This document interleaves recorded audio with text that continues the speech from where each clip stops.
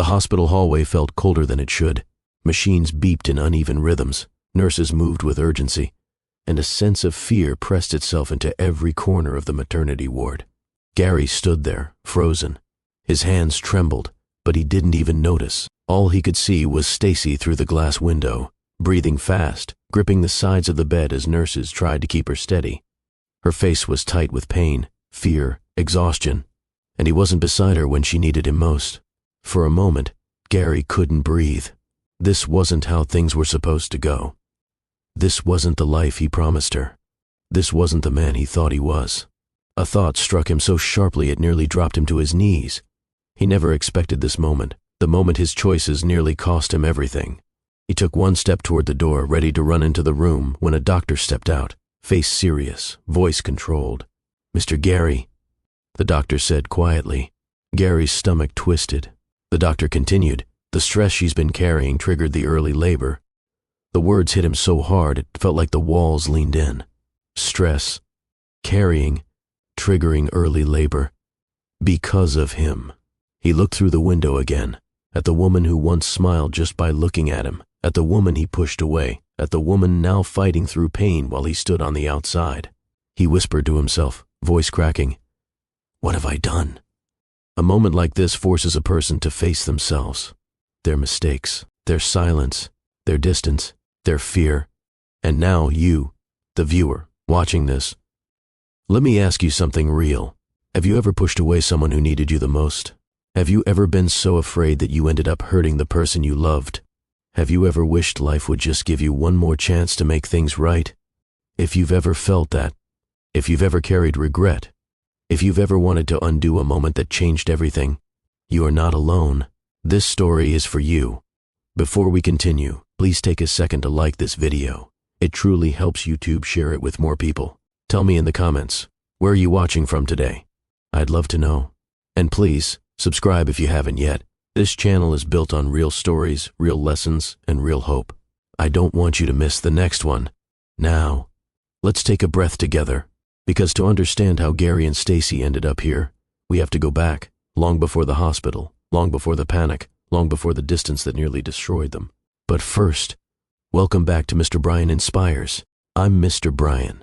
You know, kindness is something I truly believe in, because I've seen firsthand how one small act can completely change someone's day, maybe even their life. And here's what I love most. Every single one of us has the power to spread it. It doesn't take money. It doesn't take fame. It just takes heart. So today, as we walk through this story together, let's talk about how we can make kindness our superpower. I'm so glad you're here. Let's dive in. Now, let's step back for a moment. It's easy to look at Gary standing in that cold hospital hallway and assume he never cared. But the truth? He cared more than he ever knew how to say. He just didn't understand how to love without fear. Fear of failing, fear of repeating his past, fear of not being enough. And Stacy, she wasn't just a woman in labor. She was someone who had carried this family on her shoulders long before early contractions ever began. She was the heartbeat of their home, even when that home felt like it was cracking. Their story didn't start with distance. It didn't start with silence. It didn't start with pain. It started with two people from completely different worlds, meeting at the exact moment life needed them to. Before things fell apart, before the cold nights, before the misunderstandings, there was connection, there was laughter, there was love that felt new, warm, unexpected, the kind that makes you believe life has a sense of timing after all. But life also has a way of testing what we value. And when fear meets responsibility, when expectations collide with uncertainty, when love tries to grow under pressure, even the strongest relationships can bend in ways no one sees coming. So as Gary stands outside that hospital room, drowning in regret, the only way to understand how they reached this breaking point is to return to the beginning, to the moment their paths crossed, to the spark that changed everything. To the early days when neither of them had any idea what the future held, because every storm has a starting place, and every redemption has its roots. So let's rewind, back to Chicago, back to the charity event, back to the night Gary first saw Stacy and felt something he didn't have a name for yet. This is where their story truly begins. Gary's story didn't begin in a boardroom. It began in a quiet neighborhood outside Colorado, where every lawn looked trimmed enough for a magazine cover, and every family carried expectations that lived heavier than the mountain air. His father believed in structure. His mother believed in achievement. And somewhere between those beliefs, Gary learned to measure himself by what he produced, not by what he felt. He remembered mornings where he sat at the kitchen table with perfectly arranged cereal bowls and conversations that sounded more like business meetings than family moments. What's your plan for the week? What are you aiming for this semester? What do you want your future to look like? Everything had a goal. Everything had a timeline. Everything had to make sense. And when it didn't, you didn't talk about it. You simply worked harder. Even as a teenager, Gary rarely heard phrases like, "Are you okay? Is something bothering you? Tell me how you feel." Feelings were treated like interruptions, something to tuck away until after responsibilities were handled. He carried that into adulthood without realizing it, wearing emotional calm like armor. But while Gary learned how to control his world, Stacy grew up learning how to embrace hers. In Atlanta, her childhood was a chorus of sound, laughter, music, family voices crossing over each other in conversations that never truly ended. She grew up in a home where you didn't hide your feelings. You shared them, passed them around the room, let them breathe. Her aunt's living room always felt full of cousins sprawled on couches, full of pots simmering on the stove, full of warmth that wrapped itself around your shoulders the moment you walked in. Money didn't always stretch far, but love did. It stretched into late-night talks on porches, into shared meals when groceries ran low, into jokes that made you forget the weight of the week. Where Gary's family valued structure, Stacy's valued connection. Where Gary learned to keep quiet, Stacy learned to speak from the heart. Where Gary avoided vulnerability, Stacy knew it as a form of strength. These differences didn't make them incompatible. They made their meeting unforgettable. The night they crossed paths in Chicago wasn't planned. Gary was the keynote speaker at a charity tech event, another polished room filled with polished faces, people who smiled because it was expected and clapped because it was appropriate. His suit was tailored, his speech memorized, his expression neutral. Stacy wasn't part of that world. She was there helping with digital outreach, adjusting signage, organizing volunteers, laughing with people who needed her warmth more than her job title. She wasn't dressed to impress. She was dressed to work. Yet she stood out instantly, not because of her appearance, but because she carried an energy that softened the room. Gary noticed her while stepping off stage. Noticing her wasn't a choice, it was instinct. A quiet pull towards someone who wasn't trying to be noticed at all. She was helping a teenager who looked overwhelmed by the crowd. The way she kneeled to speak at eye level, the way her voice calmed him, the way her presence made him feel safe. Gary felt something shift inside him. It startled him. He approached her slowly, not like a billionaire, but like a man unsure of what to say for the first time in a long time. "Excuse me," he said, clearing his throat. "You seem to know more about this event than I do." Stacy looked up, slightly amused. "Only if you're looking for the Wi-Fi or the cookie table," she said. "Anything beyond that, I make no promises." He blinked, not expecting humor, not expecting warmth, not expecting someone to speak to him like any other person in the room. Her tone wasn't flirty, wasn't impressed, wasn't intimidated. It was real. That was the first moment of chemistry. A spark made of simplicity, not performance. Gary glanced at her badge. "Stacy, right?" She nodded. "And you're Gary, the guy who gave the speech everyone nodded at even though half of them didn't understand it." He laughed, genuinely, unexpectedly. He hadn't laughed like that in months. Their conversation flowed naturally, drifting from work to family to small talk that somehow didn't feel small at all. He asked questions he never asked strangers. She shared stories she didn't usually share with people in suits. And it felt comfortable, like they had stepped into a different room entirely, one where expectations didn't exist, and neither did pressure. Their connection didn't hit them all at once.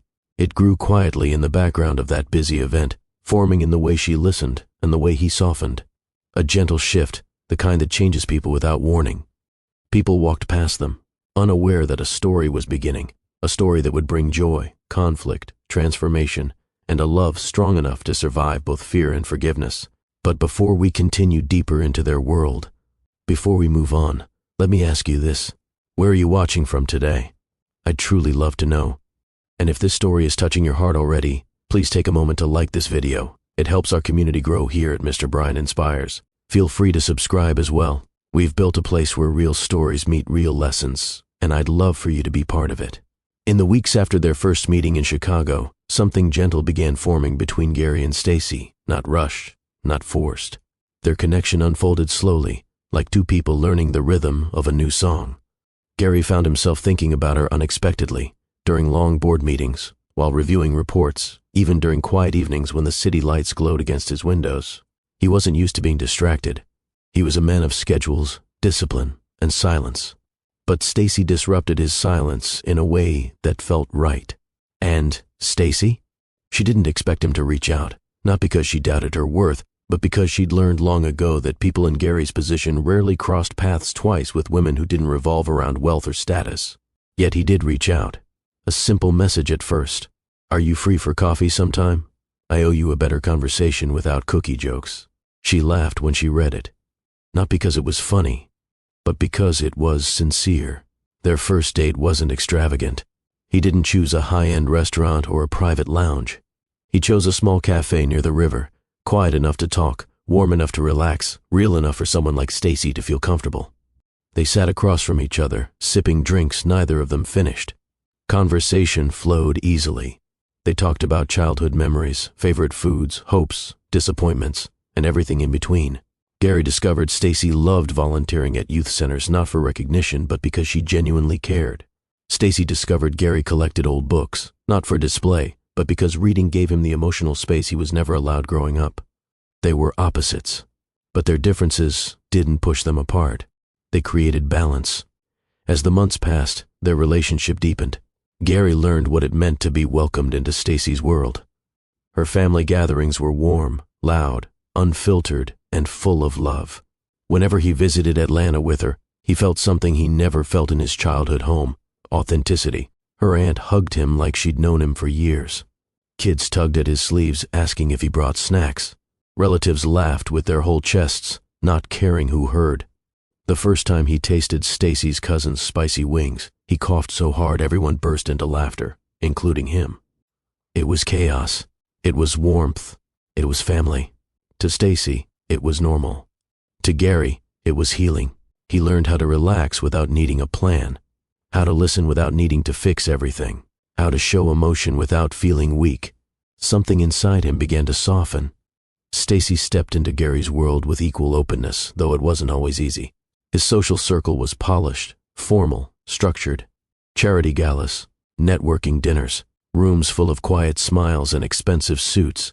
She stood out, not because she didn't belong, but because her presence carried a different kind of strength. She brought warmth into spaces that felt cold. She asked real questions. She didn't hide behind polite small talk. Some people watched her with thinly veiled confusion, unsure what to make of a woman who didn't dim her personality to blend in. Gary noticed, and he admired her even more for it. Yet he also saw the subtle discomfort in her eyes the first few times. Not insecurity, but unfamiliarity. He took her hand under the table one night during a formal dinner and whispered, "If this ever feels too much, just tell me. You don't have to fit here. You're here because of me." She squeezed his hand. "Gary, I'm not trying to fit. I'm just trying to understand the world you grew up in. That's all." Her honesty touched him more than he expected. Their love grew in moments both big and small. In the way he learned to slow down his structured mind. In the way she learned to accept quiet evenings without feeling restless. In the way they talked through misunderstandings instead of avoiding them. He taught her how to understand financial planning, long-term investments, the logic of high-level negotiations. She taught him how to show up emotionally, how to listen, how to care with presence rather than performance. Two different languages of love, merging into one. The proposal happened in the most unexpected place, Stacy's kitchen. She was making cornbread, humming lightly as she moved around the counter. Flour dusted her wrist, and she pushed a strand of hair behind her ear while stirring the batter. Gary stood there watching her with a sense of clarity he'd never felt before. This moment of simplicity felt more meaningful than any award he had earned or any deal he had closed. He walked toward her slowly, heart pounding with a softness that surprised him. "Stacy," he said quietly. She turned. He took a breath. "I don't know how to say this perfectly, but I'm better with you. You make me feel like I'm becoming the man I was afraid I couldn't be. I don't ever want to go back to who I was before you." She blinked, stunned. "Gary, what are you?" He reached into his pocket and brought out a small ring.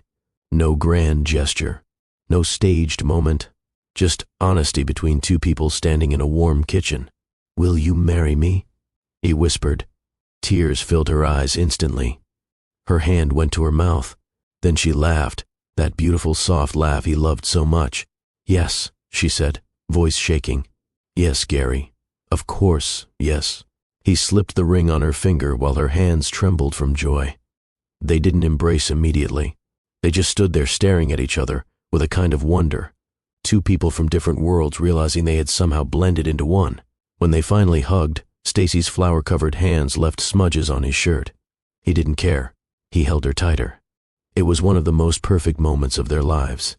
For months after they married, life settled into a rhythm that felt both peaceful and promising.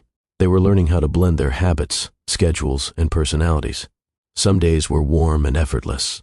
Some days took patience. But that is how real marriages work, not through perfection, but through showing up. Stacy woke up one morning feeling different. Not sick, not tired, different.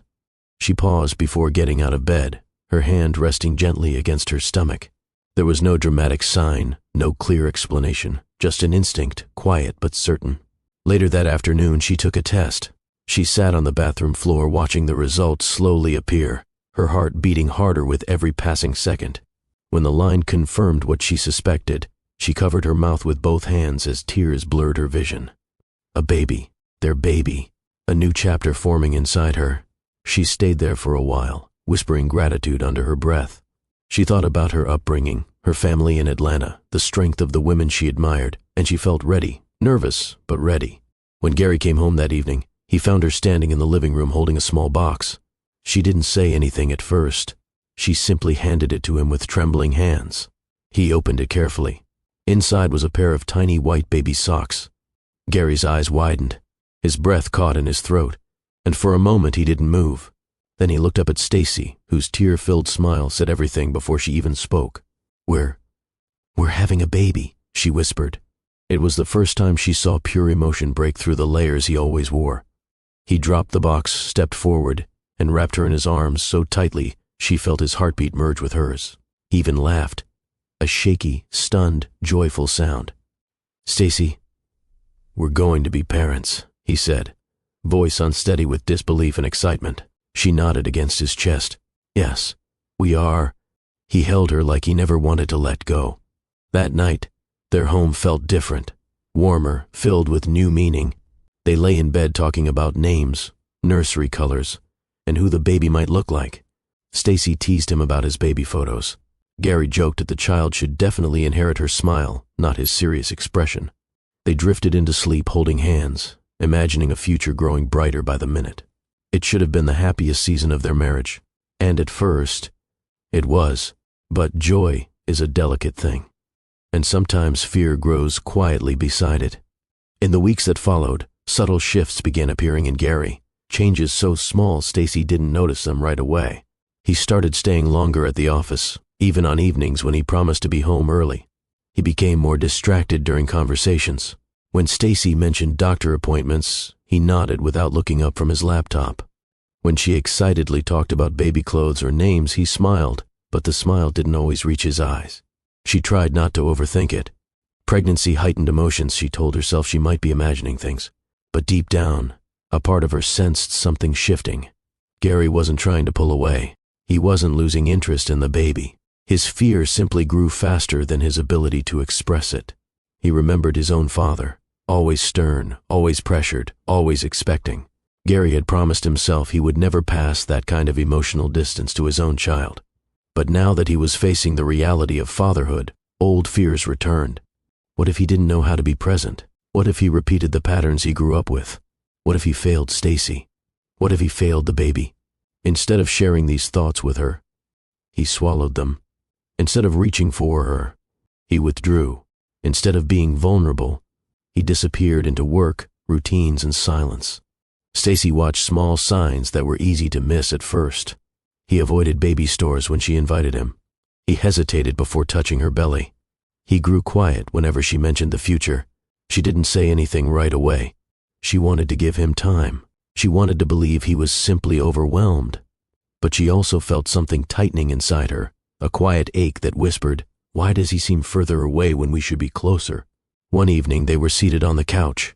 Stacy rested her head on his shoulder while scrolling through newborn clothes online. She held up a soft little onesie, decorated with stars. "What do you think about this one?" she asked. Gary stared at it a moment too long. Then he forced a smile. "It's nice. Just nice," she teased lightly. "You don't think it's cute?" "Yeah, cute." He wasn't rude. He wasn't uninterested. He just wasn't fully present. She watched his jaw tighten as if he carried emotions he didn't know how to unpack. Stacy placed the phone down and rested her hand over his. "Gary, talk to me. Is something wrong?" He shook his head quickly. "No, I'm fine. Just tired." But Stacy had grown up in a home where connection was taught early. She recognized distance even when disguised. Still, she didn't push him. Not that night, but the worry settled quietly in her heart. There were moments of joy, tiny kicks she felt for the first time. Gary's wide-eyed reaction when he placed his hand on her belly and felt movement, the ultrasound appointment where they heard the baby's heartbeat echo through the room. For a moment, the sound pulled him back into the love he felt when she first told him. He squeezed her hand. She smiled again, and Stacy believed maybe the worst of her fears were wrong. But the shift didn't last. Gary's internal struggle only grew deeper. He didn't realize his silence was teaching Stacy to carry more weight than she should. He didn't realize the expectations he feared were turning into the very thing pushing her away. He didn't realize that avoidance can hurt just as deeply as harsh words. This chapter of their life was supposed to be full of celebration, choosing names, decorating a nursery, sharing milestones. Instead, the joyful moments felt mixed with tension neither of them knew how to talk about. And without knowing it, they were slowly stepping toward the storm that would later tear their hearts apart. But for now, they were still trying to love, trying to grow, trying to understand each other in a season filled with both hope and quiet uncertainty. Before we move forward, let me ask you something. Have you ever experienced a moment where joy and worry sat side by side in your life? If this story is connecting with you so far, please take a moment to like this video. It helps this community reach more people who may need these messages. And tell me in the comments, how are you feeling today? Your responses truly matter here at Mr. Brian Inspires. The first real shift in their marriage didn't happen in one dramatic moment. It happened quietly, almost silently, slipping into Gary's mind the way a shadow enters a room when the sun moves behind a cloud. At first, it was small. He would wake up earlier than usual, lying in the dark staring at the ceiling, convinced something was slipping out of his control. Stacy slept beside him, peaceful, unaware that her husband's thoughts were beginning to drift into places he didn't dare speak about. He didn't understand why he felt so heavy inside. He didn't understand why joy frightened him. He didn't understand why the idea of becoming a father made his chest tighten instead of expand. And because he couldn't explain it, he withdrew, not intentionally, not cruelly, but steadily. When Stacy rubbed her belly with a hopeful smile, he felt guilt instead of excitement. When she asked what color they should paint the nursery, he heard a voice in his mind echoing his father's tone. "Don't make mistakes. Don't mess this up. Don't be weak." His father had never called him weak directly, but expectations hung so heavy in Gary's childhood home that weakness never stood a chance. There were no open arms for emotional expression, only structure, order, and performance. Now, standing on the edge of fatherhood, Gary found himself fighting a ghost he never healed from. He didn't want to disappoint his future child. He didn't want to repeat the man who raised him. He didn't want to be emotionally absent, but fear told him he already was. The pressure at work didn't help. Executives whispered about the company's direction. Investors analyzed his behavior with obsessive precision. A few subtle comments reached him through the grapevine, remarks not spoken to his face, but loud enough to sting. Gary seems distracted lately. Marriage changes focus. A baby right now? Risky timing. The pressure grew into a quiet echo. Are you losing control? Are you slipping? Are you still the man they trust? These thoughts followed him everywhere, during meetings, at home, in the car, even when Stacy placed his hand on her belly hoping to connect him with something beautiful. He wanted to feel what she felt. He wanted to match her joy. But every time he tried to lean into that joy, fear pulled him back. It wasn't the baby that scared him. It was the idea that fatherhood would expose every flaw he'd spent years hiding. What if he wasn't enough? What if he repeated the emotional distance he grew up with? What if Stacy saw through him? These questions grew louder each day, but he bottled them instead of releasing them. Some nights, Gary sat alone in his office long after everyone else left, the city lights reflecting against the glass walls. He'd open spreadsheets but never read them. He'd type emails but never hit send. His mind drowned in quiet panic. How do I show up for a child when I'm still learning how to show up for myself? How do I explain this to Stacy without sounding ungrateful? How do I admit I'm scared when I've always been expected to be strong? His internal voice kept cycling through doubts he never shared with anyone. Not even Marvin, who had known him for years, not even Corinne, who noticed he wasn't himself. He didn't want anyone to see the cracks forming. So he worked more, talked less, smiled less, held Stacy a little less. He didn't notice how deeply Stacy watched him every day, trying to understand what changed. One evening, while alone in the penthouse, Gary finally whispered aloud the fear he carried, a whisper meant for no one but himself. I don't know how to be a father. It was the first time he said the words. It didn't fix anything, but it revealed how lost he felt. He loved Stacy. He loved the idea of the baby. But love didn't erase the weight of expectation pressing into his ribs. As he sat there in the dim light, hands folded, head bowed, he realized something. He wasn't avoiding Stacy because he didn't care. He was avoiding Stacy because he didn't want her to see him scared. But fear has a way of creating distance, even when you're trying to protect someone. And that distance, the quiet withdrawal, the silence he believed would shield her, was the very thing beginning to crack the foundation of their marriage. He didn't know it yet, but every unspoken fear was pushing them toward a moment that would test both of them in ways they never imagined. Gary wasn't a bad man. He was a frightened one. And fear, when ignored, grows louder than truth. Stacy didn't realize loneliness could creep into a room, even when two people lived in it. She had grown up in a home where emotions filled every space, where silence meant something was wrong and someone always asked, "What's going on? Talk to me." But in her marriage, silence had become normal. Gary wasn't unkind. He wasn't dismissive. He wasn't cold. He was simply somewhere else, not physically, but emotionally, sitting beside her yet miles away in his thoughts. And that was a different kind of heartbreak. The quiet argument began on a Tuesday evening. It wasn't planned. It wasn't the result of anything dramatic. It started because Stacy made spaghetti, Gary's favorite, and waited for him to come home so they could eat together. She prepared the table gently, rubbing her back from the weight of pregnancy. She set his plate aside so it would stay warm. She even placed a folded napkin beside his favorite chair, a small gesture she always did without thinking. Minutes turned into an hour, then into 2. When Gary finally walked through the door, he looked drained. Not physically, emotionally. "Hey," Stacy said softly, standing up. "Hey," he replied without looking up from his phone. She forced a smile. "Dinner's ready."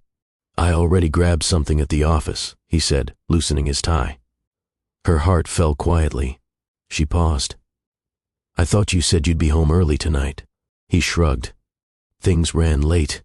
Gary, I waited for you." He finally looked up, tired eyes, heavy expression. "I didn't ask you to—" Those 5 words hit harder than he intended. Stacy swallowed. "I know you didn't," she said, voice trembling. "I waited because I miss eating together. I miss us." He rubbed his forehead. "Stacy, I'm exhausted. Can we not do this right now?" "Do what?" she whispered. "Talk." Gary sighed, dropping into a chair. "Everything feels like a discussion lately. I just want quiet." She stared at him, her throat tight. "I'm your wife. I'm pregnant. I shouldn't feel like I'm bothering you just by talking." He closed his eyes briefly. "I didn't say that." "You didn't have to," she replied. She wasn't yelling. She wasn't dramatic. She was hurting. He stood abruptly. "I'm going to shower." He didn't raise his voice. He didn't storm off. He simply walked away, leaving Stacy alone at the table, staring at a plate of cold spaghetti she no longer had the appetite for. Later that night, she lay in bed with her back turned toward him. His body was inches away, yet the space between them felt wide enough to build a wall. She wanted to reach for him. She wanted to place his hand on her belly so he could feel the tiny kicks she had felt earlier. She wanted to whisper, "Please don't drift away from me." But fear held her still. Because what if he didn't reach back? The next afternoon, Stacy went to her prenatal checkup alone. Gary had promised earlier in the week to take time from the office, but he texted just an hour before the appointment, Something urgent came up. "I'll make the next one." She stared at the message for a long time before typing back, "Okay." At the clinic, she sat in the waiting room surrounded by other expectant mothers. Some were holding hands with partners. Some were talking excitedly about baby names.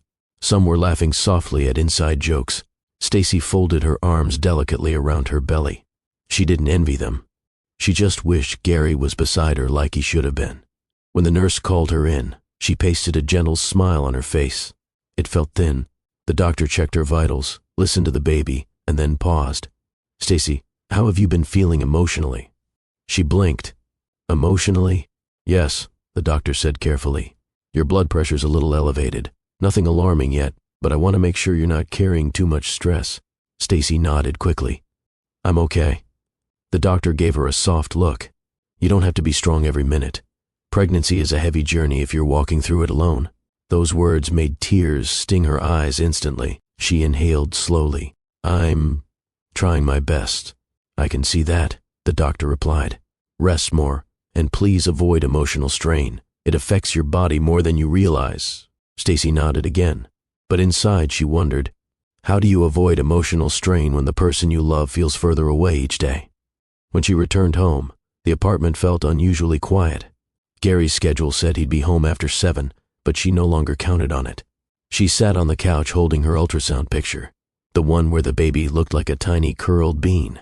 It should have made her smile. Instead, tears slipped down her cheeks.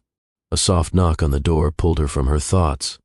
It was Selah, her closest friend, the one person who could immediately tell when something wasn't right. Selah stepped in and saw Stacy's face. "Oh no," she said gently. "What happened?" Stacy didn't intend to cry again, didn't intend to open up. But Selah's presence made the dam break. She sank into her friend's arms. "I don't know what's happening," Stacy whispered through tears. "It's like he's here, but not really here. I feel like I'm carrying this baby by myself." Selah held her tighter. "You're not imagining it. And you're not alone. You're pregnant. You should be supported, not guessing how your husband feels." "I just want him to be excited," Stacy said softly. "I want him to feel what I feel." Selah rubbed her back. Men have their own strange ways of dealing with things, but he should still show up. "You're not asking for too much." Stacy sniffed, wiping her eyes. "I went to the doctor alone today. My blood pressure is a little high." Selah pulled back, instantly concerned. "What?" "Stacy, that's serious." "I know. The doctor told me to rest more and avoid stress." She trailed off, her voice cracking. Selah exhaled, frustration and empathy blending. "Stress is exactly what he's giving you." Stacy didn't argue, because deep down, she knew her friend was right. She leaned her head on Selah's shoulder, whispering, "I'm scared, not about the baby, but about us." That night, when Gary finally came home, Stacy didn't confront him. She didn't argue. She didn't plead. She simply looked at him with quiet eyes tired from carrying the weight of silence and fear. And Gary didn't know how to read that silence, didn't know how to bridge the gap he created, didn't know how to admit he was struggling. He kissed her forehead gently, but his emotional distance stayed exactly where it had been, right between them. Stacy lay awake long after he fell asleep, her hand resting protectively over her belly, whispering a small promise to her child. "I'm here with you, even when I feel alone." She didn't realize that this quiet ache, this whispered loneliness, was the first sign of a storm neither of them were prepared for. Thursday began like any other day, quietly, routine, predictable. Gary left early, leaving a soft kiss on Stacy's forehead, but she barely felt it. Not because he wasn't gentle, but because the space between them had become large enough to swallow tenderness whole. Stacy sat up slowly after he left, her hand pressed against her lower stomach. The baby moved, just a small flutter. Usually she smiled at these little moments, but today she felt a heaviness she couldn't shake. She stared at the wall, thinking about the doctor's warning, thinking about the loneliness she carried alone, thinking about how the man she married had slowly drifted into a different emotional world. She didn't want confrontation. She only wanted her husband back. That afternoon, she prepared a small dinner. Nothing fancy, just something warm. She placed 2 plates on the table, one for herself and one for Gary, hoping maybe tonight would be the night they finally talked, truly talked, without tension or avoidance. She kept glancing at the clock. 6:10. 6:40. 7:15. Her chest tightened. By the time she heard his key in the lock, the food was cold. He walked in with the same tired posture she had grown used to, shoulders stiff, jaw tight, eyes glued to things that weren't her. She stood slowly. "You're late." "I had work," he replied, removing his coat. "You always have work," she said gently, not accusing him, just stating a truth that had grown sharp with time. He didn't answer. She tried again. "Gary, we need to talk." "About what?" he asked, already sounding weary. "Us." He froze. His eyes flickered with something she had seen before, something that scared her more than anger ever could. He exhaled slowly. "Stacy, I'm tired. Please, not tonight." "We can't keep pushing everything to not tonight," she whispered. "I feel like I'm disappearing in our marriage." Gary walked past her, running a hand through his hair. "I don't want to fight." "We're not fighting," she said quietly. "We're breaking." He stopped, turned, looked at her with eyes that held fear he never learned to express. "Why does everything feel so heavy lately?" he muttered. "Why can't we just stop making things complicated?" Stacy blinked, stunned. "Complicated? I'm pregnant with your child, Gary. I need you. That's not complicated. That's marriage." He rubbed his temples. "I'm doing the best I can." "No," she said softly but firmly. "You're doing the quiet version of trying, the version that keeps me out of your world, the version that makes me feel like I'm carrying this alone." He stepped back, as if the words struck something inside him, something tender, something he didn't want exposed. "Stacy, can we not do this?" he said again. "But when?" she asked, voice trembling. "When will you talk to me? When will you tell me what's wrong? When will you let me in?" He looked at her for a long time, something cracking in his expression. "I don't know how to do this." "Do what?" she asked. He swallowed, looking away. "All of it." She felt her heart drop. "You don't know how to be with me? Or you don't know how to be a father?" He didn't answer. Silence formed between them, sharp, painful, undeniable. And his silence was her answer. "Gary," she whispered, hurt filling her voice, "this should have been one of the happiest seasons of our lives." "I know," he said weakly, "but instead, I feel like an inconvenience."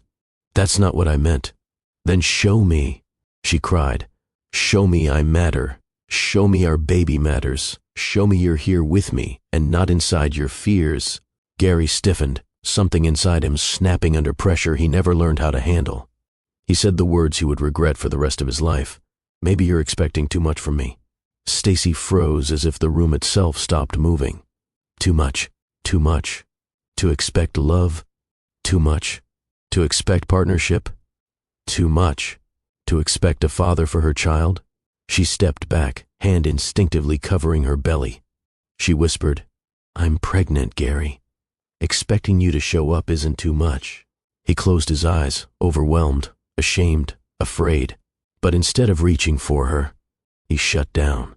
"I need space," he murmured, walking away. That was the moment she broke. Not loudly, not dramatically, but quietly. The kind of breaking that only happens when love is still present, but hope begins to fade. Stacy went into the bedroom and sat on the edge of the bed. Her breathing grew uneven. Tears filled her eyes, but she wiped them quickly, not wanting to let them fall, not wanting the baby to feel her stress. Her hands shook as she opened the closet, not to empty it fully, just enough to take the essentials. A few clothes, her prenatal vitamins, a pair of comfortable shoes, her phone charger. She wasn't leaving forever. She wasn't abandoning the marriage. She was protecting herself and her child from stress her doctor had warned her about. She zipped the small bag slowly, pausing when the baby kicked softly, almost as if sensing her pain. "I'm sorry," she whispered, hand resting on her belly. "I'm so sorry you have to feel this with me." She hesitated at the bedroom door, waiting, hoping, praying that Gary would come running, would stop her, would say something, anything, to show her he still saw her. But the apartment stayed painfully silent. He didn't come. Not because he didn't care, but because fear buried him too deep in his own mind. Stacy grabbed her bag, exhaled shakily, and stepped into the hallway. Every step felt heavier than the last. She wasn't leaving because she stopped loving him. She was leaving because she no longer recognized the man he had become, and she feared that staying would hurt the baby. She closed the door softly behind her. The sound echoed through the apartment like a final plea. Gary didn't hear it. Not yet. But soon. It would be the loudest sound he had ever ignored. Have you ever reached a breaking point quietly, hoping someone would notice before it was too late? If this part of the story touched you, please take a moment to like this video. It helps this channel reach people who may need stories of courage, healing, and second chances. And in the comments, feel free to share where you're watching from. Here at Mr. Brian Inspires, your voice truly matters. Gary didn't sleep after Stacy left. He didn't even sit down for long. He spent the night pacing through the penthouse, replaying their conversation like a film he couldn't pause. He didn't remember every word she said, but he remembered the look in her eyes, a look that forced him to confront something he had avoided for months. He had hurt her. Not with anger, not with harshness, but with absence. Absence can cut deeper than cruelty. By morning, he looked like someone who had been running without rest. His clothes from the night before were still on. His hair looked unkempt for the first time in years. He kept checking his phone, hoping for a message from her. Nothing. Not a single text. Not a missed call. Not even a "we need space" reply. The silence was louder than anything he had heard in his life. Later that afternoon, he left the penthouse without his usual polished appearance. He didn't care about suits or schedules. He only cared about finding Stacy. He drove himself, something he rarely did, and ended up near the small neighborhood where Talia lived. He wasn't sure if Stacy would be there, but part of him hoped she would choose a familiar, warm place. He parked down the street, unsure of what he would say if she walked out. He didn't have a speech prepared. He didn't have excuses. He only had regret, raw, heavy regret that pressed against his ribs. He stepped out of the car and began walking toward Talia's driveway, but he froze when he heard two voices behind the half-open window. Talia and Selah. He didn't want to eavesdrop. He didn't intend to listen, but the moment he heard Stacy's name, he couldn't move. "She hasn't told him," Selah whispered. "She said the baby came early because of everything she's been carrying." Gary's heart stopped. Early. The baby came early? He stood completely still, as if the world around him suddenly vanished. Talia sighed heavily. "She's stressed, Selah. I don't know how much more she can hold inside. She keeps saying it's her body reacting to everything." Selah added, "She told me she feels like she's fighting for two, herself and the baby. That's too much for one person." Gary pressed his hand against the wall to steady himself. He didn't know. He had no idea Stacy had been dealing with physical symptoms. He had missed the warning signs. He had missed the doctor's concern. He had missed her emotional pleas. And now the pregnancy, their child, was at risk. Regret hit him so hard his eyes blurred. He whispered into the empty air, "What did I do?" His mind replayed all the moments he dismissed her concerns, the nights he came home late, the appointments he missed, the conversations he avoided, the times she cried quietly and he pretended not to notice. Each memory felt like a punch to the chest. He backed away from the window, shaken. He didn't want Talia or Selah to see him. He wasn't ready to face them, not when he couldn't even face the truth of who he had become. He sat in the car gripping the steering wheel, his breaths uneven and shallow. He whispered again, "The baby came early, and I wasn't there." The reality of that sentence tore something open inside him. For the first time since his father's rigid expectations shaped him, he let the emotion rise. He didn't bury it. He didn't swallow it. He didn't hide it behind work. He let it crash through him like a wave. His fear wasn't theoretical anymore. It wasn't about becoming a father. It wasn't about living up to expectations. It was about losing the woman he loved and the child he should have protected. Panic set in. Real panic. Not the quiet kind he carried at night, but a storm of realization that everything he cared about was slipping away because of his inability to speak, to feel, to show up. He started the car, but didn't drive. He just sat there, his hands trembling, his chest tight. "How did I let it get this far?" He whispered.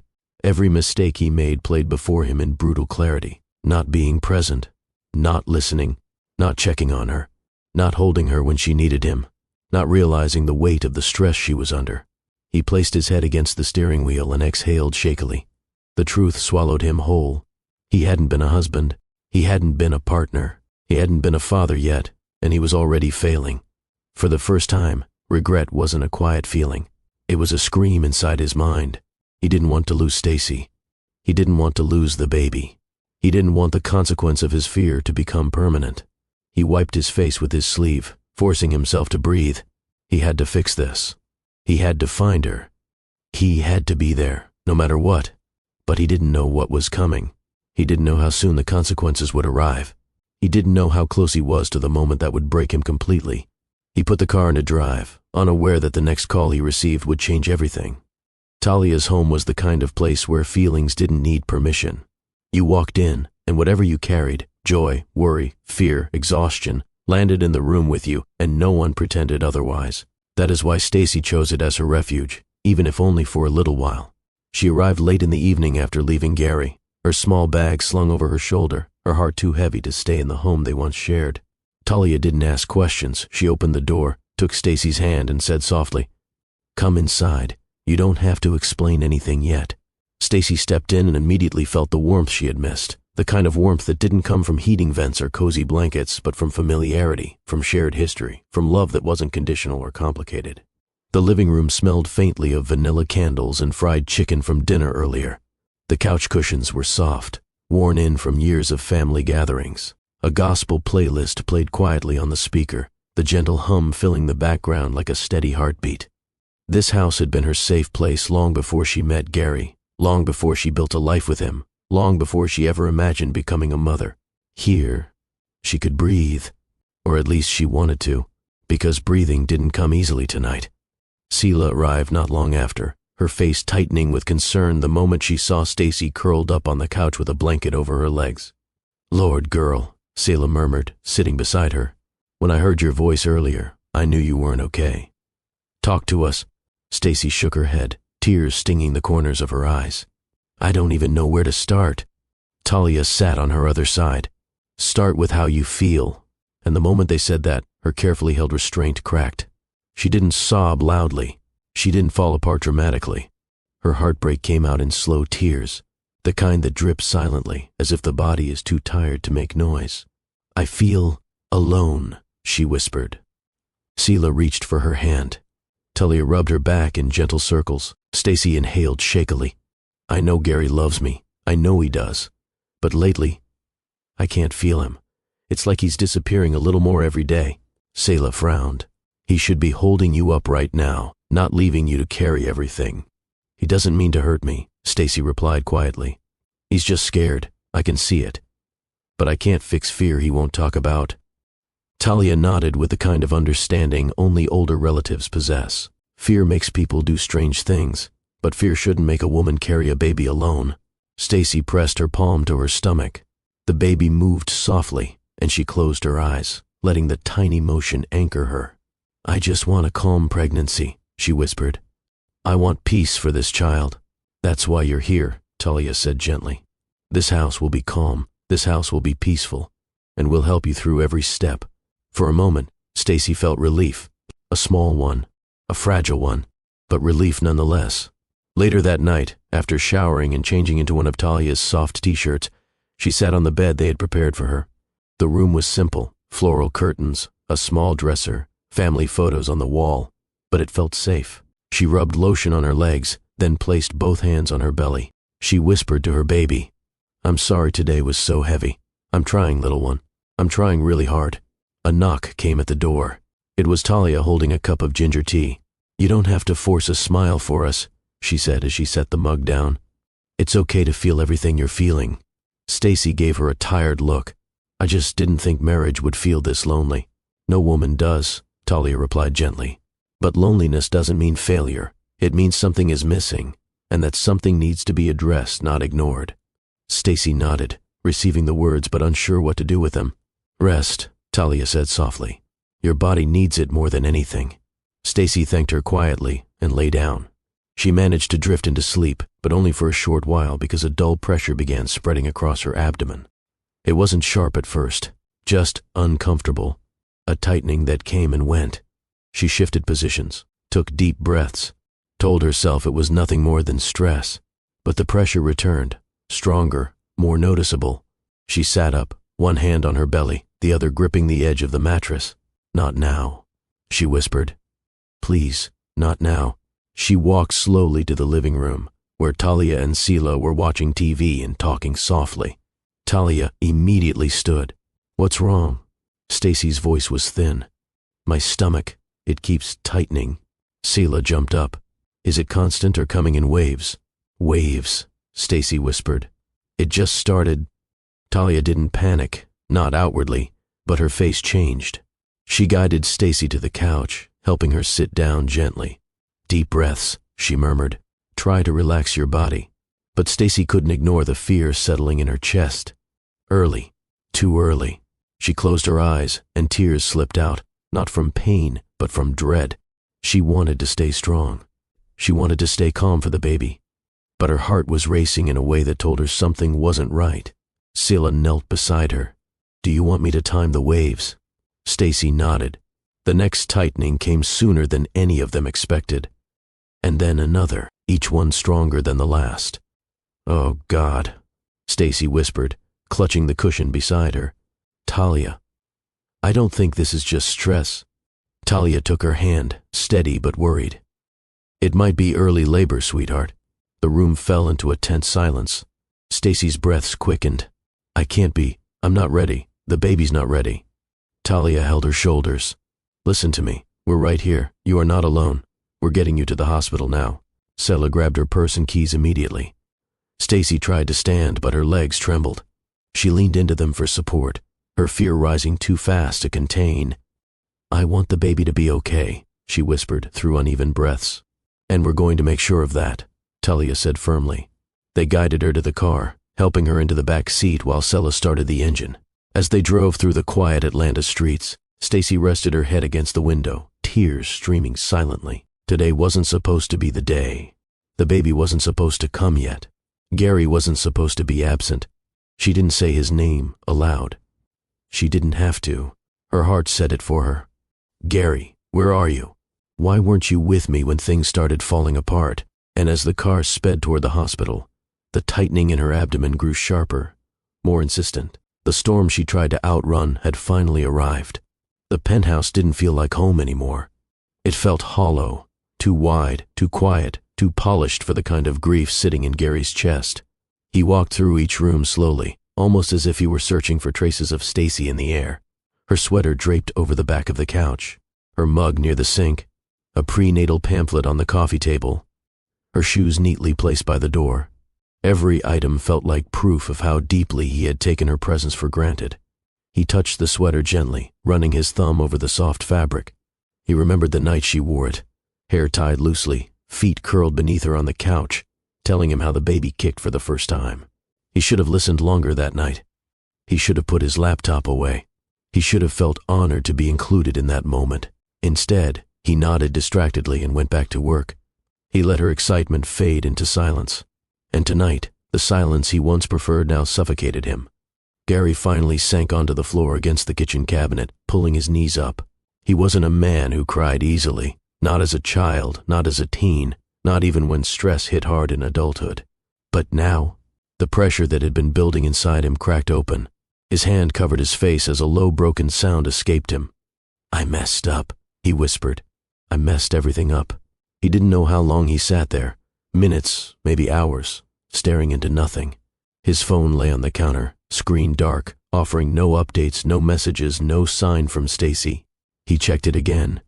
Still nothing. He whispered her name into the empty room. It didn't ease the ache. It only reminded him how far away she felt. Marvin arrived unexpectedly. Gary hadn't called him, but Marvin checked in whenever he sensed something was off. Tonight he walked in quietly after knocking twice, the master key in hand. He saw Gary on the floor and paused. "Sir, talk to me," Marvin said gently. Gary didn't lift his head. "She's gone." "For the night?" Marvin asked cautiously. "I don't know," Gary whispered. "I don't know where she is. I don't know how she feels. I don't know if she's okay." Marvin set his coat down and stepped closer. "She loves you, sir. She just needed space." "No," Gary said, shaking his head. "She needed me, and I wasn't there." Marvin sat across from him, arms resting on his knees. "Everyone makes mistakes."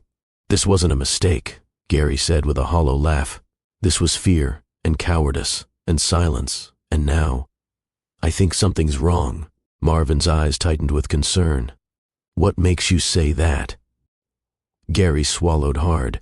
I overheard Selah and Talia earlier. She's under stress. Real stress. Maybe more than that. Marvin exhaled slowly. Sir, I should have known, Gary said sharply. I should have noticed she wasn't okay. She said she was tired. She said she felt overwhelmed. She went to appointments alone because I didn't show up.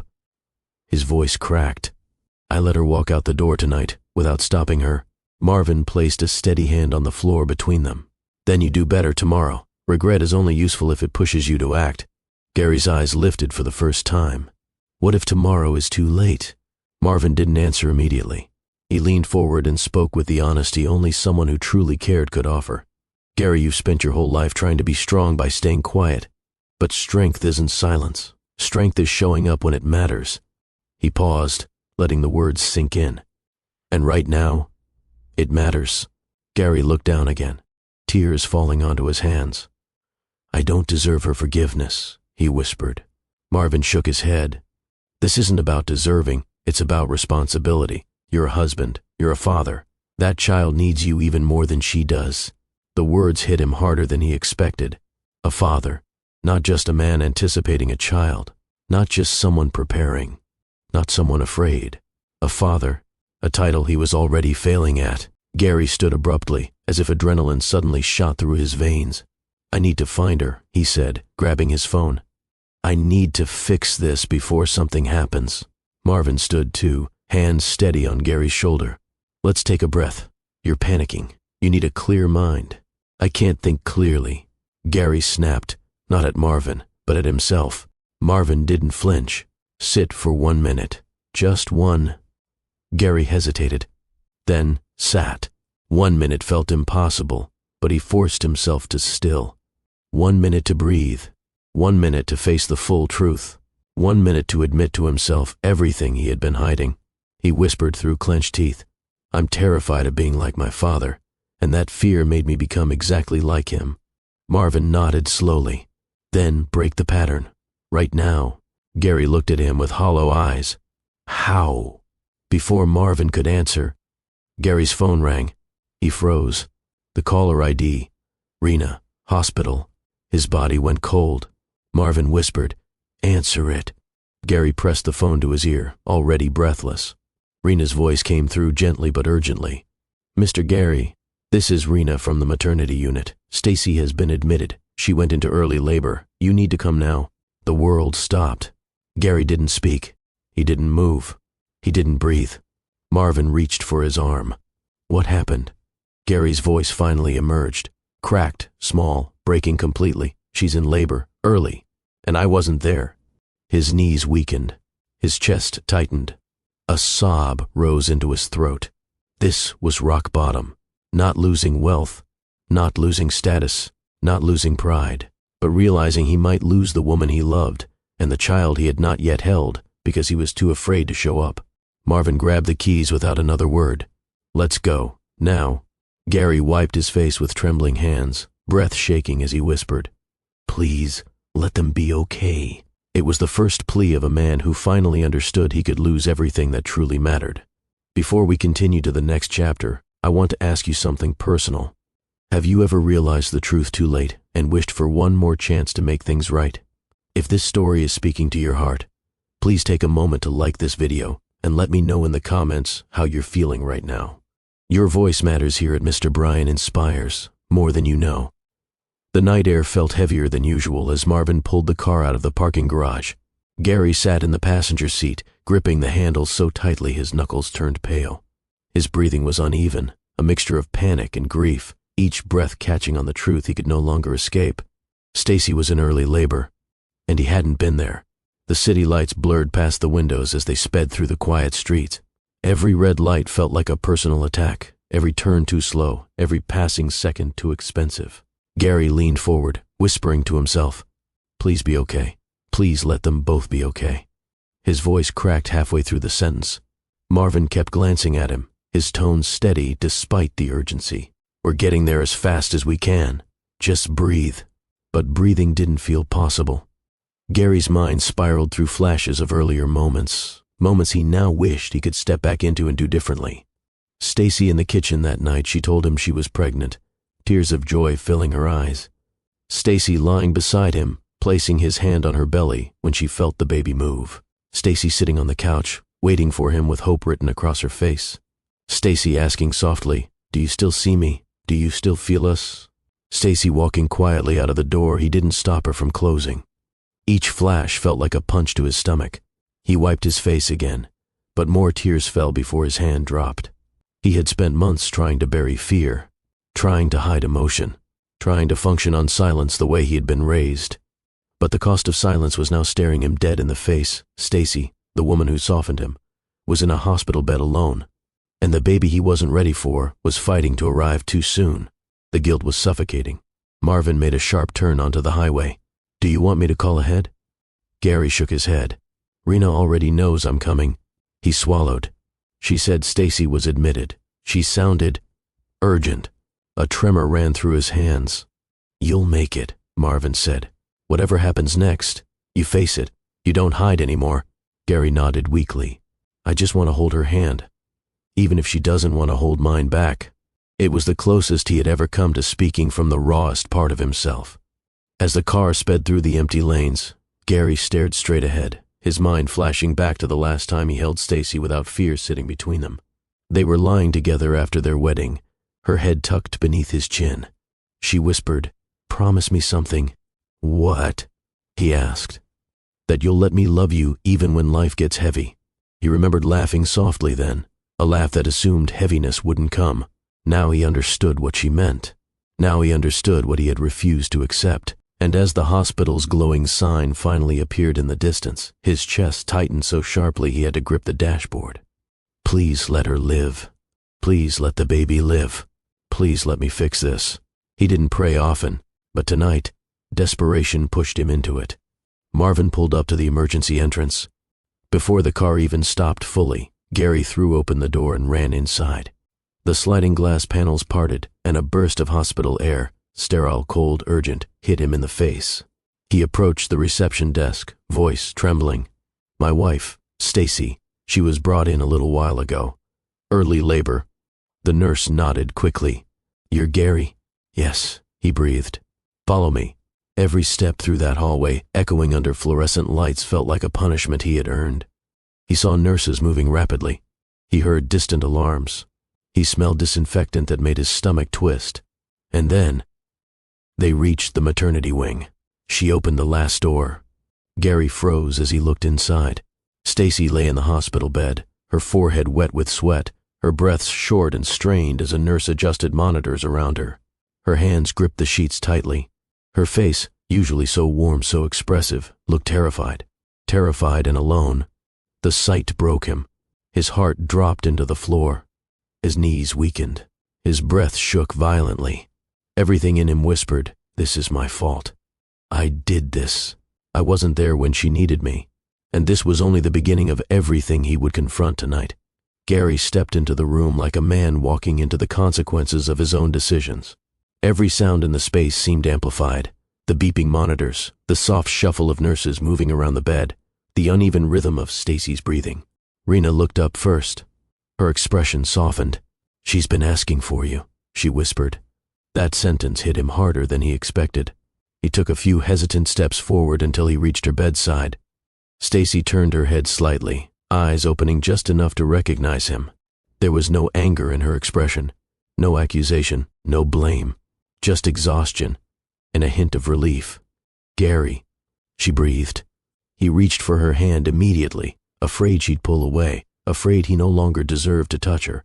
But she didn't resist. Her fingers trembled slightly as they curled around his. Seeing her like this nearly brought him to his knees. "Baby, I'm here," he whispered, voice breaking.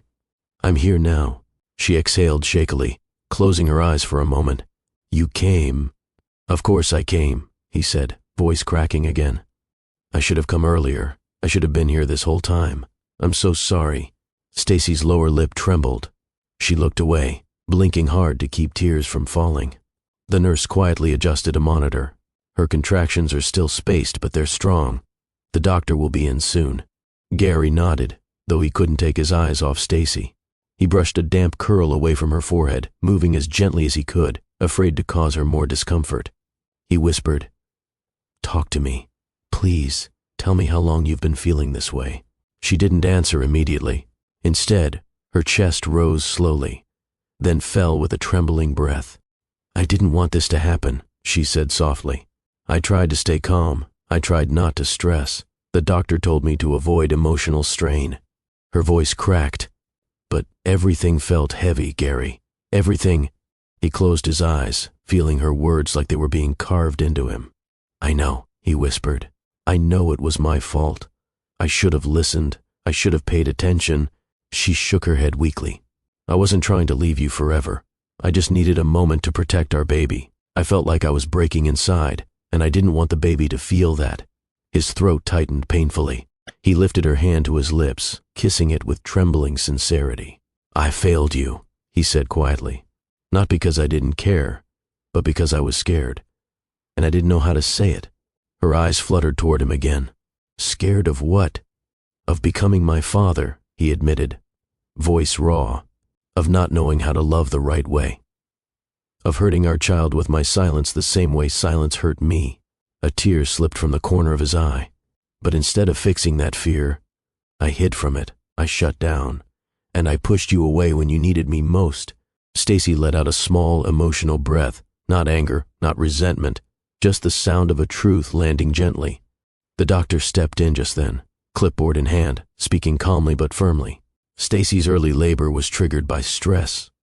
Her body has been signaling overload for weeks. We need to keep her stable and monitor closely. Stress affects both mother and child." Gary's gaze dropped.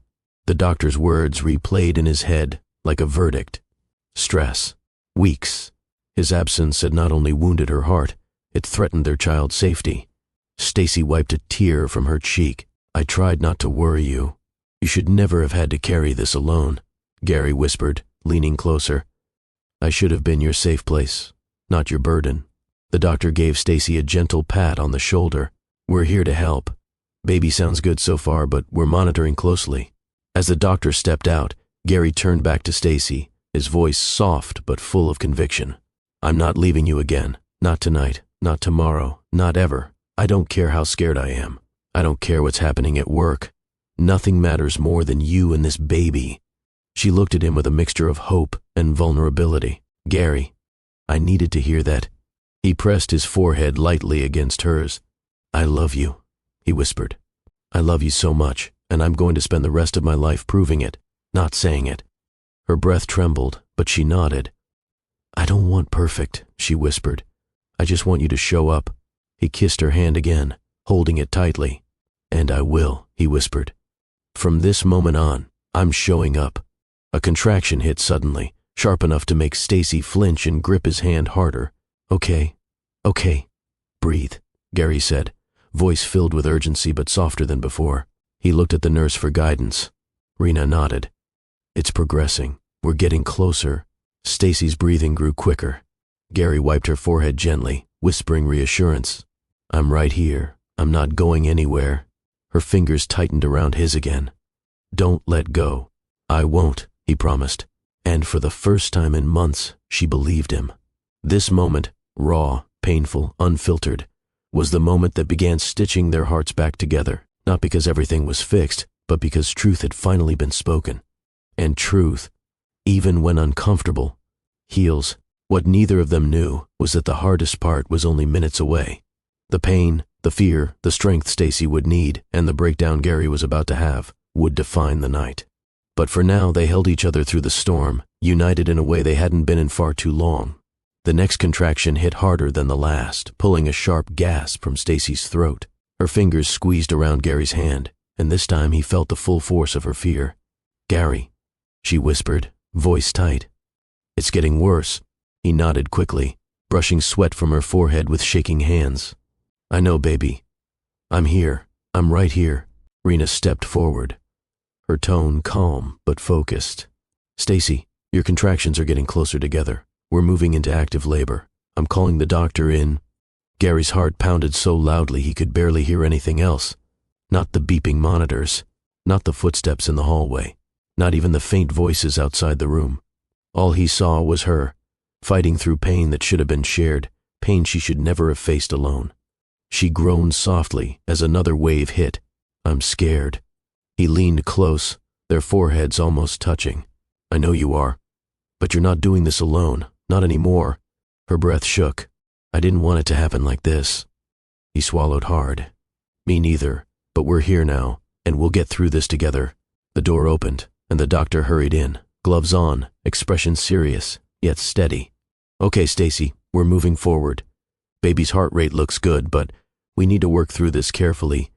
Stacy nodded, but tears streamed down her cheeks, partly from the pain, partly from the weight of everything leading up to this moment. Stacy, keep breathing steadily, the doctor instructed. Deep in, slow out, don't rush it. Gary guided her breathing the best he could, inhaling with her, exhaling with her, syncing his rhythm to hers. His voice wavered at times, but he tried to keep it steady. You're doing great, he whispered. You're incredible. Another contraction slammed into her, and she groaned, arching slightly. Her grip tightened again, almost crushing his fingers. Gary! She gasped. I know, baby, I know. Keep holding on to me. Her breathing turned ragged. Rena adjusted the monitor. She's progressing quickly. Early labor can move fast, especially with this level of stress on the body. Gary winced at the word. Stress. The very thing he had caused. He blinked away tears that kept gathering, refusing to fall. Not yet. He needed to stay strong for her. The doctor leaned closer. We're almost there, Stacy. I need you to focus, one step at a time. Stacy shook her head weakly. I don't think I can. Gary cupped her face gently. Yes, you can. You've held our entire world together for months. You can do anything. And I'm right here. Her eyes locked with his, tired, desperate, but trusting. Don't leave me, she whispered. I won't, he promised. Not ever again. Minutes passed. Then another contraction surged, sharper than the rest. Stacy let out a weakened cry, and her breathing became uneven. I need you to push soon, the doctor said calmly. Not yet, but soon. Gary's chest tightened. He had never seen her like this, vulnerable, shaking, trying to be strong despite everything weighing on her. Her voice trembled. Please don't let anything happen to the baby. Gary's entire body froze. Those words pierced straight through him. Hey, look at me, he said softly, guiding her chin upward. Our baby is coming, and you're bringing them into the world with more strength than I deserve. Nothing is happening to you. Nothing is happening to the baby. I'm here. I'm here. A soft prayer escaped her lips between breaths. God, please, keep this baby safe. Hearing her pray for something he should have protected shattered the last of his restraint. His vision blurred as tears finally fell, uncontrolled, heavy, real. I should have been here, he whispered through tears. I should have listened to you, held you, protected you. And now you're paying for my weakness. I'm sorry. I'm so sorry, Stacy. She squeezed his hand weakly. Just stay with me. I will. I promise. The doctor straightened. Stacy, it's time. You need to push. Rena moved closer, readying supplies. The room shifted into controlled urgency. Gary positioned himself beside Stacy, wiping her forehead gently. You've got this. I'm with you every second. Stacy braced herself, exhaling shakily. Okay, she whispered. Okay. The doctor counted. 3, 2, 1. Push. Stacy pushed with all the strength she could gather. A raw cry escaped her lips. Gary felt helpless, watching the woman he loved fight a battle he couldn't physically join. But he held her hand, whispered encouragement, guided her breathing, and anchored her through every moment. That was good, the doctor said firmly. Again. Stacy groaned in pain, but pushed again, her face tightening, her breathing uneven. Gary kissed the back of her hand. You're doing amazing. You're so strong. Her breaths turned into shallow pants. Gary, it hurts. I know, he whispered, tears still falling. But I'm right here. Okay, Stacy, the doctor said, voice steady. One more good push. She braced herself. Gary squeezed her hand gently, grounding her. 3, 2, 1, push. She pushed, crying out again. A sound filled with exhaustion, fear, and life. Then, a tiny, sudden cry filled the room. High-pitched, fragile, alive. Stacy gasped, collapsing back onto the pillow in relief. Gary's breath caught in his throat. The nurse wrapped the baby quickly, checking vitals, then turned toward them with a small, relieved smile. "A healthy early arrival," she said softly. Stacy burst into tears. "Oh, thank you, God." Gary covered his mouth, shoulders shaking. This was the moment he had feared, the moment he didn't know how to face, but it arrived with grace. The nurse approached Stacy first, letting her see the newborn up close. Stacy reached out with trembling fingers, touching the baby gently, crying with overwhelming gratitude. Then the nurse looked at Gary. "Would you like to hold your child?" He froze. Completely. He didn't move until Stacy lifted her eyes toward him and whispered, "Hold your baby, Gary." Hands trembling, he stepped forward. The nurse guided the small, warm bundle into his arms. The moment he touched the baby, Gary broke. He cried openly, not out of fear, but out of realization. Realization that he almost missed this moment. Realization that this tiny life didn't need a perfect father, just a present one. Realization that Stacy had carried more than a child. She carried the love he didn't know how to express. He whispered, voice shaking, "I'm your dad, and I'm so sorry I took so long to understand how much you already mean to me." Stacy watched him, exhaustion softening into a peaceful, hopeful smile. Their family, imperfect, shaken, but real, had survived the hardest night of their lives. And for the first time in a long time, Gary felt like he finally knew what truly mattered. "Before we continue, let me check on you for a moment. How are you feeling? Are you comfortable? Are you watching from your living room, your car, your office, or maybe relaxing before bed? If this story has touched you in any way so far, please take a second to like this video. It truly helps Mr. Brian Inspires reach more people who need comfort and healing stories like this. And don't forget to drop a comment telling us where you're watching from. Your presence here means more than you know." The room had become still after the chaos of labor, the kind of stillness that settles only after life has entered the world. Machines hummed steadily, their sounds softer now, almost like they were respecting the peace that finally settled over Stacy. The doctor had finished checking her and the baby, giving clear instructions to the nurses before stepping out. Stacy was resting at last, drifting into a deep, much-needed sleep, the newborn tucked safely in a warmer nearby. Gary sat in a chair beside her bed, elbows resting on his knees, his eyes fixed on her face. For the first time since all this began, he allowed himself to breathe. He watched the way her chest rose and fell in slow, tired waves. He noticed the way her curls stuck to her forehead from the earlier struggle. He saw the faint marks of effort and fear etched into her expression. And something inside him broke again. Not from guilt this time, but from gratitude. He leaned back slowly, rubbing a hand over his face, whispering to himself more than anyone, "You still chose to fight, even when I wasn't giving you anything to hold on to." There were no boardrooms here, no investors, no pressure from people who pretended to care. Just Stacy, the woman who had carried his child and carried their love through storms he himself created. He looked toward the small warmer where their baby lay peacefully, wrapped snugly, tiny chest rising and lowering with perfect rhythm. A father. The word felt foreign and familiar at the same time. He swallowed hard. He wasn't raised to be emotionally open. His father believed in silence, in discipline, in withholding softness. Talking about fear or love in the house he grew up in was treated like weakness. And so he grew into a man who handled stress with quiet detachment, never realizing how it starved the people he loved. But tonight changed that. Tonight forced him to confront who he had been and who he needed to become. A gentle knock at the door pulled him out of his thoughts. The doctor stepped in again, voice low so as not to wake Stacy. "Mr. Gary, mind if I speak with you for a moment?" Gary stood, nodding quickly. Of course. They stepped just far enough to keep their conversation private while still staying near Stacy. The doctor crossed his arms casually. "She's stable now.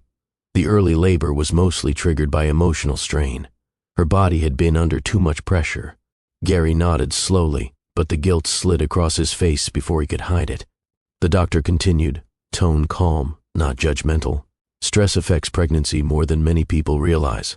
It can push the body into protecting itself in ways the mother doesn't intend." Gary swallowed. "I should have known. I should have been here for her." The doctor tilted his head thoughtfully. "Awareness comes with experience. What matters now is what you do moving forward." Gary's shoulders dropped, the weight visible. "I'm not making that mistake again." The doctor gave a small, understanding nod. "Good. And for the record, she fought hard, even when she was scared, Gary looked back towards Stacy with soft eyes. She's always been stronger than me. That strength is something you two will need to build on, the doctor added. She needs support, emotional support, presence, consistency. Gary absorbed every word like it was a blueprint for the next part of his life. I'll give her all of it, he said quietly but firmly. I'll give our child all of it. The doctor gave a gentle smile. Then you're already doing better than you think. As the doctor left the room, Gary returned to Stacy's side, his footsteps slow, thoughtful. He sat back down and gently took her hand, lifting it to his lips. You almost lost yourself because of me, he whispered. But I promise, I will never let my fear hurt you again. I will be the man you thought you married. I will be the father this child deserves. He brushed a thumb along the back of her hand, feeling the warmth of her skin, grateful that she was still here. The quiet around them wasn't empty anymore. It wasn't lonely. It was healing. For the first time in months, Gary felt clarity, deep, grounding clarity, about what mattered and what never truly did. The storm was over, but the work, the rebuilding, the redemption, that was just beginning. Morning crept gently into the hospital room, the soft glow of sunrise touching everything with quiet warmth. The world had been loud the night before, filled with fear, urgency, and the raw weight of consequences. But now the air felt calmer, softer, almost forgiving. Stacy stirred slowly, blinking as her eyes adjusted to the light. Her body was tired in a way she had never experienced before, a mix of exhaustion, relief, and emotional ache. For a moment, she didn't know where she was. Then she saw the four stand, the soft blanket tucked around her, and the bassinet just a few feet away. She turned her head and saw Gary sitting there, still in the same clothes he wore last night, posture slightly slouched, as if he hadn't slept at all. He wasn't looking at his phone. He wasn't distracted. He wasn't miles away in his thoughts. He was watching her. The moment her eyes opened, he straightened, leaning in with worry softening his expression. Hey, he whispered.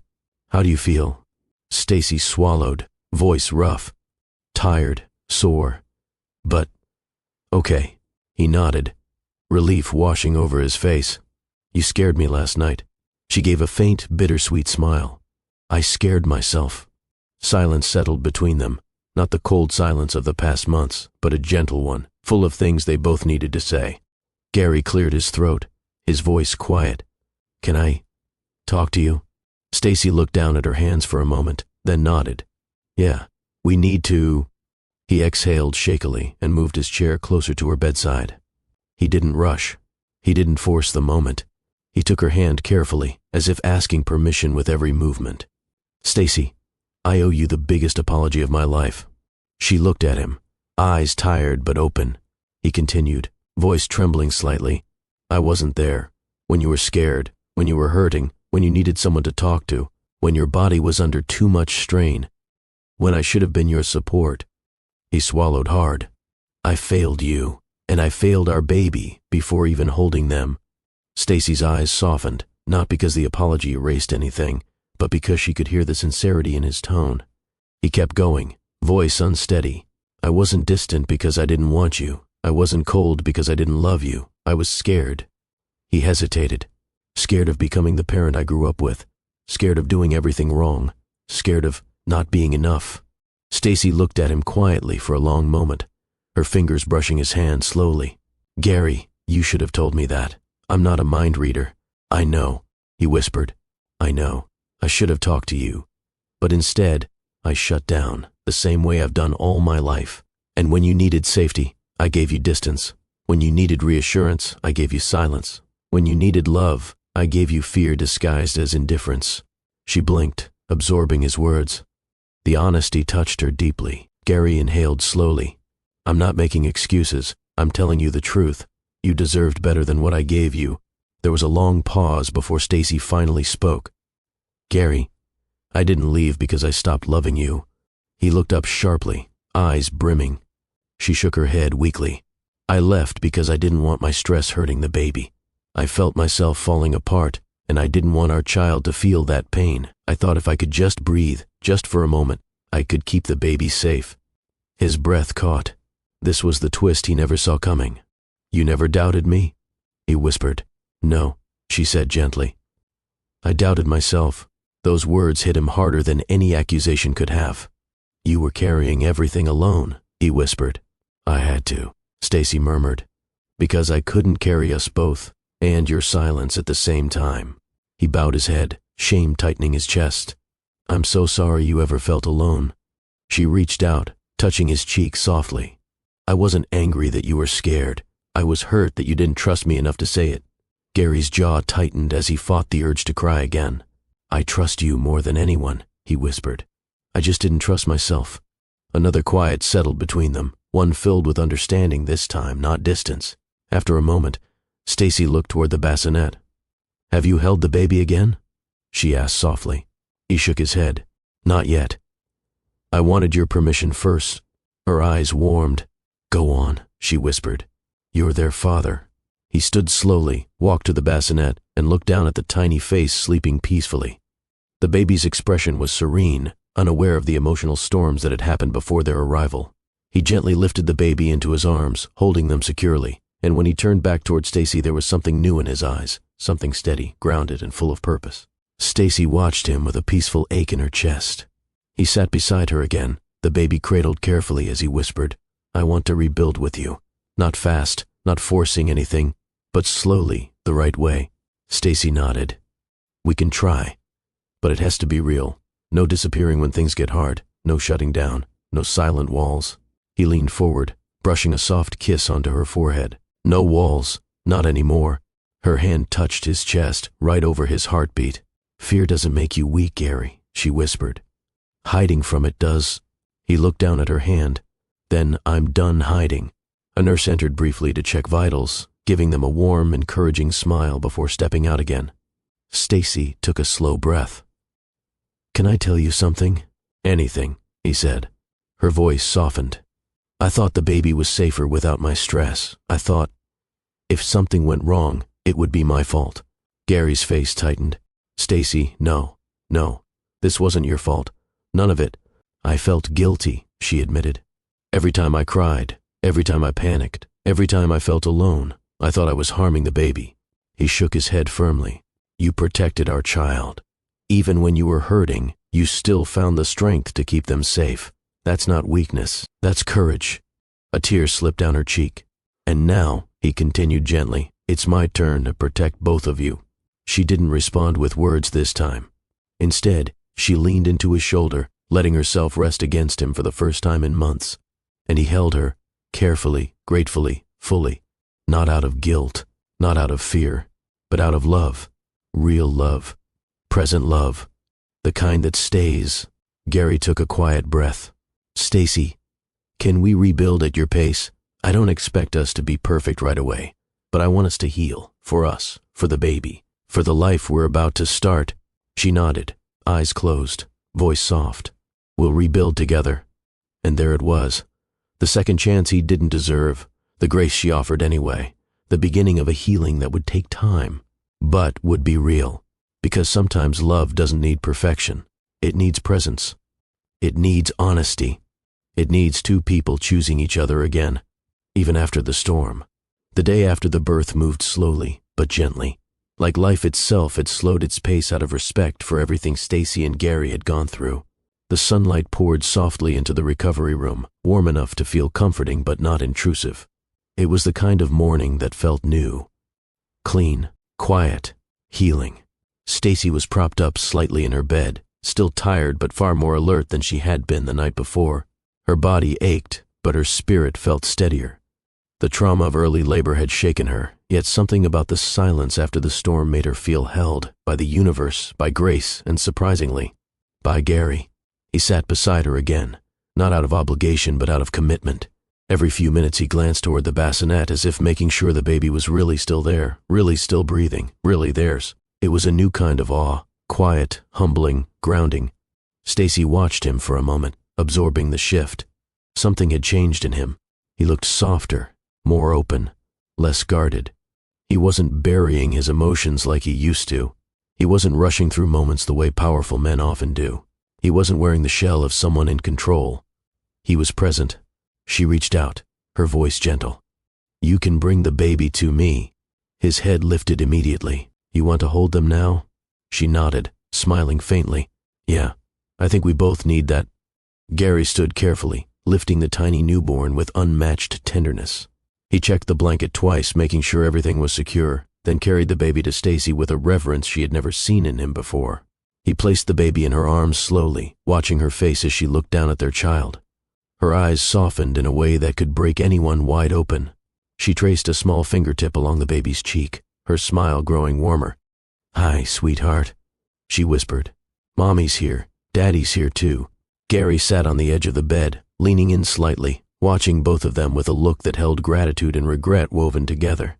"You look beautiful," he said softly. Stacy laughed under her breath. "I look exhausted." He shook his head. "No, you look like the strongest woman I've ever known." Her eyes flicked up, meeting his for a quiet moment that felt deeper than any apology. An hour later, a nurse stopped by to check vitals and walk them through the first steps of newborn care. She demonstrated how to swaddle properly, how to feed gently, how to burp the baby, and how to look for signs of discomfort. Gary took every instruction seriously, nodding like a student in a class that determined his entire future. Stacy watched him try his first diaper change, smiling as he fumbled with the tabs. "You're holding it upside down," she murmured, suppressing a laugh. He blinked down at the diaper, confused. "How do you even tell which way is up? It's tiny." "Just look at the pattern," she said. "The cute side goes in the front." He paused, then laughed quietly at himself. "You'd think a grown man could figure this out." "You're learning," she said softly. "We both are." The moment was simple, but it was healing. Later in the afternoon, Gary laid the baby back in the bassinet and sat beside Stacy again. "Can I ask you something?" he said, voice low. She nodded. "Yeah." He looked down at his hands for a moment before speaking. "When you left the house, did you think about not coming back?" Stacy hesitated, not wanting to hurt him, but not wanting to hide anymore either. "I didn't leave to walk away from our marriage," she said carefully. "I left because I felt like I couldn't breathe. I thought if I stayed in that tension, the baby would suffer. I needed space to protect our child, not to abandon you." He nodded slowly, absorbing every word. "And now?" he asked quietly. She looked at him, really looked, and saw a man trying, a man willing to learn, a man who wasn't perfect but who was willing to grow. "Now," she said softly, "I see the man I married again." His shoulders dropped, relief easing the tension in his breath. "And I want us to move forward," she added, but slowly. "We rebuild one conversation at a time, one day at a time." He nodded, emotional but steady. "I'm with you, however long it takes." The night before discharge, Gary sat holding the baby while Stacy rested. His voice was soft, barely above a whisper. "You know," he murmured to the newborn, "your mom is the bravest person I've ever met." "I didn't understand that before. I didn't understand much, honestly." He paused, adjusting the blanket gently. "But I understand now that the people you love, they need to hear your heart, not your silence." He glanced toward Stacy, who was half awake, listening quietly. "I'm going to get this right," he whispered to the baby. "For both of you." Stacy's eyes glistened. She didn't speak, but her heart shifted one step closer to him. The next morning, they packed their things.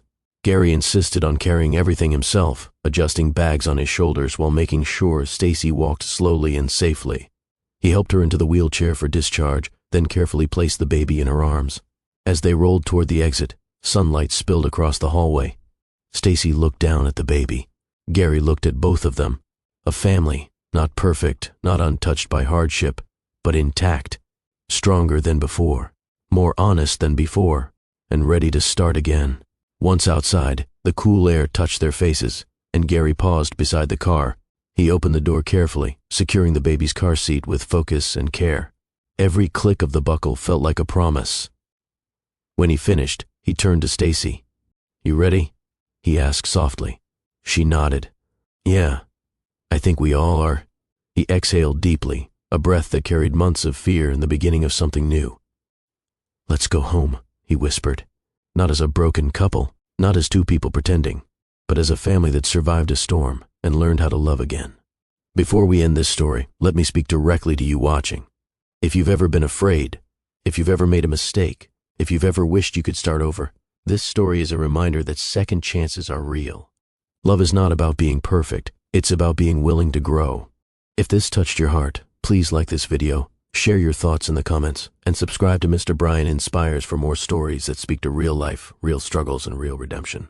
Thank you for spending this time with me. Stay strong, stay kind, and remember, you matter